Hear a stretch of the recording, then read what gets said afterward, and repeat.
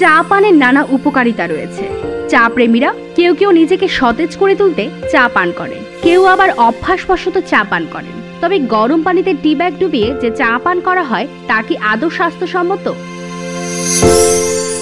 এই ব্যাপারে কলকাতা বিশিষ্ট পুষ্টিবিদ জানান, টি ব্যাগ দিয়ে তৈরি চা পান ক্ষতিকর না উপকারী তা নির্ভর করে গুণগত মানের ওপর। টি ব্যাগের গুণগত মান কম বা খারাপ হলে ক্ষতি হওয়া স্বাভাবিক, কেননা এই জাতীয় টি ব্যাগ নাইলন ম্যাটেরিয়াল দিয়ে তৈরি হয়। এই জাতীয় টি ব্যাগ দিয়ে চা বানিয়ে খেলে শরীরে প্রচুর পরিমাণ মাইক্রোপ্লাস্টিক প্রবেশের সম্ভাবনা থাকে। এতে ছোট ছোট নানা সমস্যা হওয়ার আশঙ্কা থাকে।